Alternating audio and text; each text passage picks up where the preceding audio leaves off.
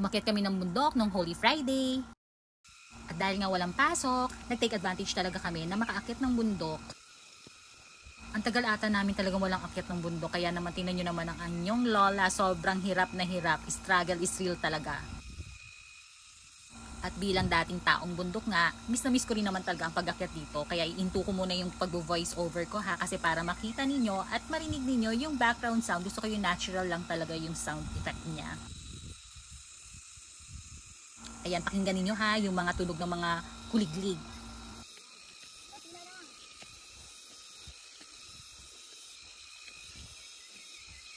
Boss. Hindi na kayo makita ng bundok. May unan, may ano, lahat. Si Oreo lang ba yun? Di ba? Oreo is di ba? Kapag ano pa nga picture ko. Pero, hindi naglakad. Sakit pa lang nga kami dito. Ayan nga, grabe yung hirap. Tapos ang init-init pa, kaya doble yung pasakit talaga. Pwede ba dito na lang? Okay ba ito? Gaba na tayo. At ito ata yung unang pahinga namin na nakaupo kami. Grabe, pagod na pagod ang mga lolo't lola ninyo. At ito naman ang tatay namin, di ba? Akala mo hindi senior, ang lakas ng tuhod, talaga nakakakit pa. At dumadaldal pa yan ha. Sarap! Pangalawang kalbaryo, wala nang upuan dito ah. Wala na po.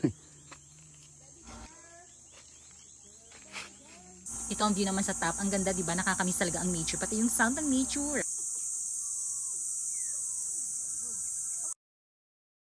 At ito nga, nag-picture muna tayo. Ayan pala yung kuya ko. First time niyang nakasama dito sa amin sa bundok. At ito naman ang tent namin. Diyan kami natulog.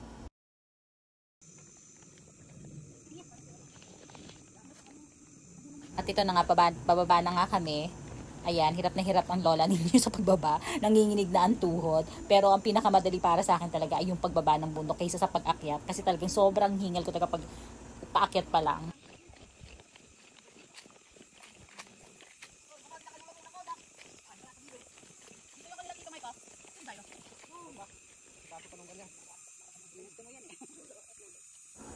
Yan pala yung aking kapatid na si Madonna. Ayan siya.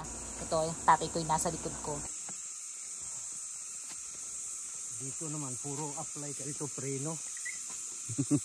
Preno apply mo dito. Yung paakyat, hingal. Dito, hindi ka hihingalin. Tuhod mo dito. Ang lakas ng tunog ng kuliglig, diba? Pero ang sarap sa tenga. Nakapayong ako dyan kasi grabe talaga yung tirik ng araw. Hindi ko talaga kaya. Ito ang pangit na lupa. Mabato.